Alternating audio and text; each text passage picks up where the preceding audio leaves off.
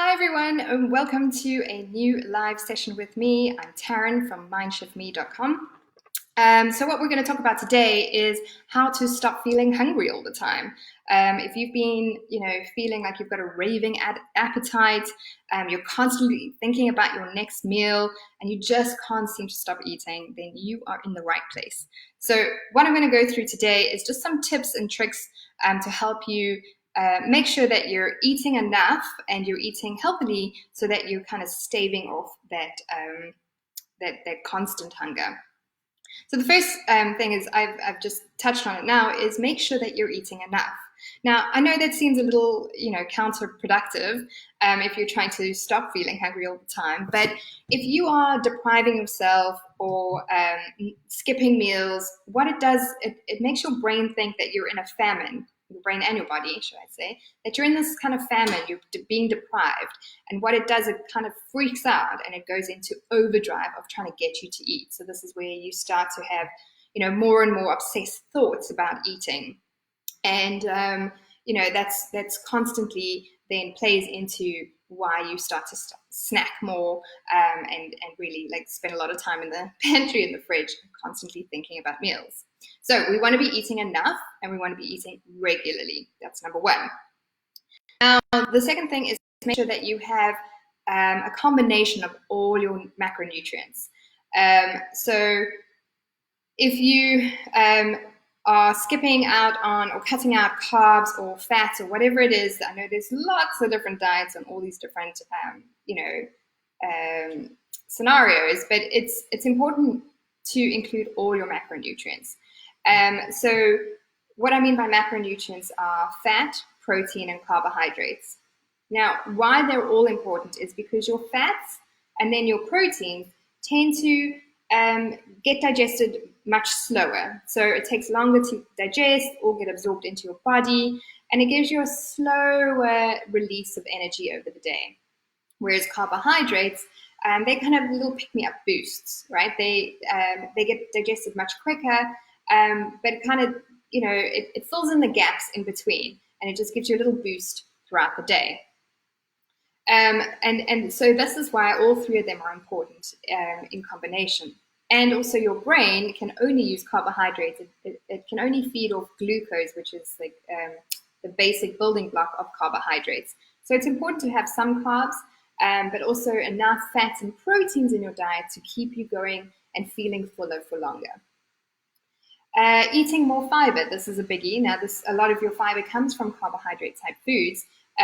So things like your fruits and your vegetables, excuse me 1 second, let me get rid of something that's popped up on my screen.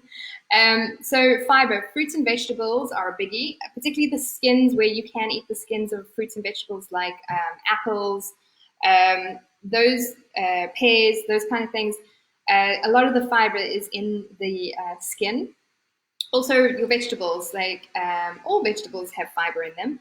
And again, a lot of it sits in the skin. So, for instance, potatoes, where you can try and not peel the potatoes, try and cook with them with the skin and eat them with the skin on.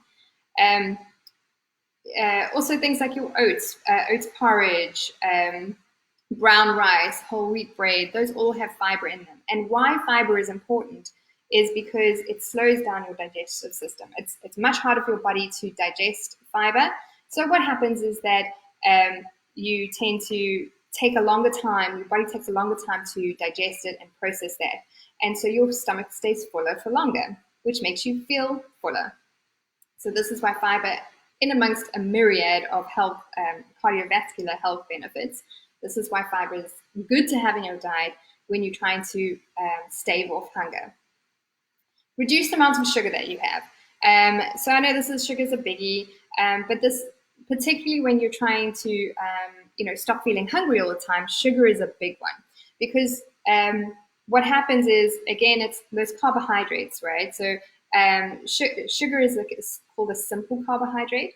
And so what that means is it just gets digested really, really quickly, and it gets put into your blood system. And so what happens if you're having a lot of sugary food is that it'll pick you up very quickly because it gets digested and absorbed really quickly. But then your body produces a hormone called insulin, which kind of acts like a taxi, and it takes those blood sugars and puts them into your cells to give your cells some energy. And any excess sugar, if you're eating a lot of sugar, then stores as fat. But what it does is that all happens quite quickly. So if you have a lot of sugar in your body, your body goes, wow, there's too much here. Insulin, take it all out, and it drops your blood sugars really quickly. And when your blood sugars drop, you get really hungry. So then you go seek out some more sugar. So you have some more sugar, and it picks you up, and then your body goes, wow, too much, drops you. And you're up and down, up and down, up and down. And this is a problem, right? This is why if we have a lot of sugary foods, we have these blood sugar crashes all the time. We're constantly hungry, and we're trying to play catch up. So if you limit the amount of sugar that you have, then you will kind of keep that even pace throughout the day. Now, I'm not saying by any means do not eat sugar at all. It's really hard nowadays not to have any sugar, and I'm not going to say don't eat your Easter eggs. But all I'm saying is limit the amount of sugar that you're having. And one way that you can do that and also stave off your hunger is by eating mindfully. So the more satisfied we are with our meals, the less hungry we get later on.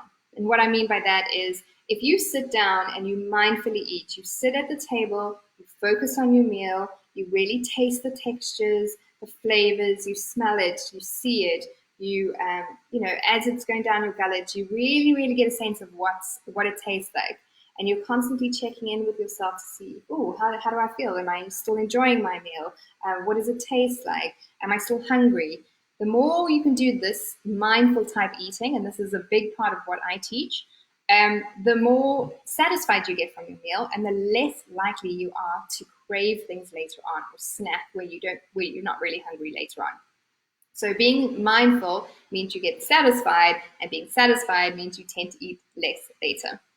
And again, let's take the Easter egg, for example. So if you're having a chocolate Easter egg, if you eat it really slowly, you really concentrate on it, you taste the creaminess of it, you really enjoy the flavors, you are less likely to binge eat on a whole box of them later on, right? So being mindful is very, very important. Right. Don't drink your calories. That's another one. So this is a big one for me because it's so easy to just, and what I mean by that is drinking fruit juice, sodas, energy drinks, iced tea, anything with a lot of sugar in. We kind of just like glug, glug, glug, and you're done. And it's not a meal, right? It doesn't feel like a meal, but it has so many sugary calories in it that we don't actually realize it's basically the equivalent of eating a meal. But it doesn't have the fiber in it to fill you up. It doesn't have the satisfaction of a meal, and yet we're over consuming on these calories. So, for example, if we take a fruit juice, this is my biggest bugbear. If you have a glass of fruit juice about that big, you are probably drinking about 3 oranges worth of juice, right? 3 to 4 squeezed oranges. Now, and you can just glug that down really quickly, right? And you're getting some vitamins and minerals, but you're getting also a lot of all the fruit sugar in there. Now, if you think about how many times have you sat and eaten 4 oranges in one go, it's highly unlikely, right? And the difference between those is the fiber that's in the fruit juice, the actual fruit, which doesn't, get contained in the fruit juice, that stays behind in the fruit pulp. And it takes longer to eat the full orange, the fresh orange, rather than just glug down the juice. So this is very important that you're better off eating the fresh fruit than drinking the fruit juice or any other soda or energy drink, because you're not even thinking about all the calories, and it doesn't have the actual added benefits of having the real deal thing. Now, that's not to say that you can never have them, and if you absolutely love your OJ in the morning, that's fine. But I want you to be aware of it and try and limit them. So if you're having fruit juice, just make sure to have it in a shot glass. You just need a little taster of it. Or if you love your Coca-Cola or your iced tea, just limit the amount that you're having. So, try and go, okay, well, I'm going to have it instead of 3 days a week, I'm going to try and have it once a week or only on the weekend. I just want you to become aware of these things. The more aware you are of what you're doing and when you're eating and how you're feeling and how it impacts you, the better you can make decisions, right? Because you're making informed decisions then about when you're eating. Avoid diet foods. Now, I know there are a myriad of diet foods out there, from diet puddings to diet chocolate to uh, diet ice cream. And I want you to just avoid them at all costs. They're expensive, and they don't provide the same satisfaction as the real deal. I would rather you have the real thing and eat a little bit less of it than have this diet food. And the reason is that we try and trick our brain into thinking, oh, it's the real thing. But our brains are smart and it knows that it's not the real thing. It doesn't taste the same as the real thing. And so your brain gets irritated, right? It gets annoyed with you and it kind of sulks. And this builds up and builds up and builds up until it has a full blown tantrum and you go and binge on the real deal food anyway. But now you overeat on those foods. So you're better off just having the real thing to start with in a small amount, and then bring in that mindful eating. Really taste it. Is it, the creaminess, the texture? Is it crunchy? Is it smooth? Is it cold? Is it hot? Really enjoy it, the sweetness of it. And you will feel 10 times more satisfied and you will eat less of it. And then you can get on with the rest of your day.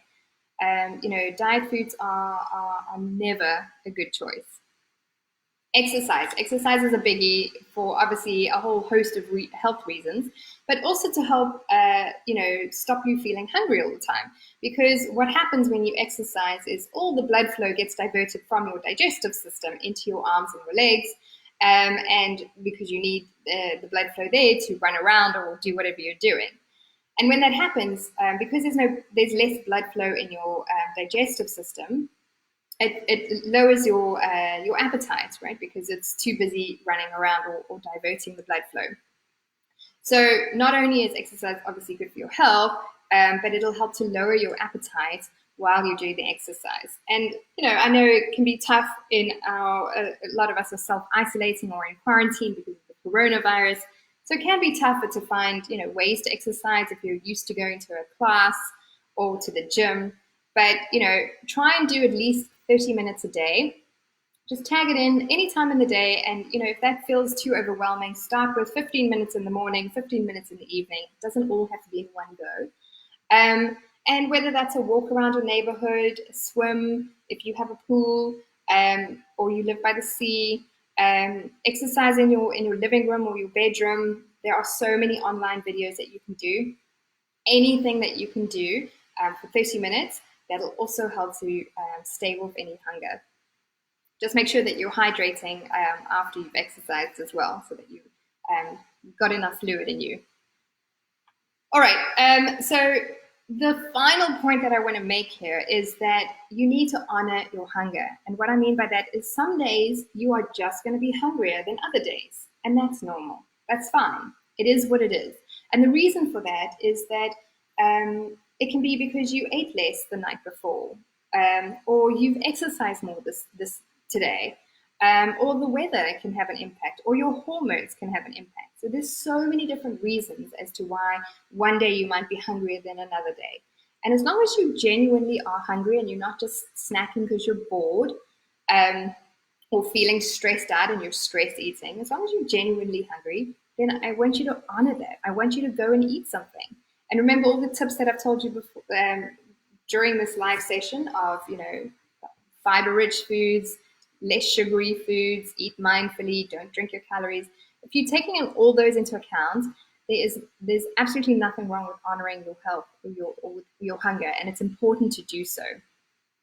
And I always take it back to how we were as toddlers. If you think about a toddler, their eating can be really erratic from day to day and week to week. Some days they eat a lot, and some days they eat very little. And it's so dependent on their body and what they're going through at that exact time. But they honor that, right? They completely listen to it. And it can freak out first-time parents a lot because it can feel very erratic. But if you look at it over a period of, say, a month, those children are thriving. They're still gaining the weight that they're supposed to. They're healthy. They're not getting too much weight. They're spot on. And the reason is because they're honoring their health. Some days you are more hungry than others. Some days you're less hungry. And so it's important to honor that as well and not starve yourself. Now, I do have an online program called Food Freedom that has just launched. And what we do is we delve really deep into all of this stuff, and I teach all the ways in which you can honor your body, listen to what's really going on, tap into being more mindful. It's a whole host of stuff. We really dive deep into it. So if this is something that's of interest to you, now is the perfect time, because in April, there's an added bonus if you sign up where you'll get a private consultation with me. So we'll go through what are your current, obstacles when it comes to weight loss or staying healthy, when it comes to your eating, and we can build a strategy around that you can use when you're on the program.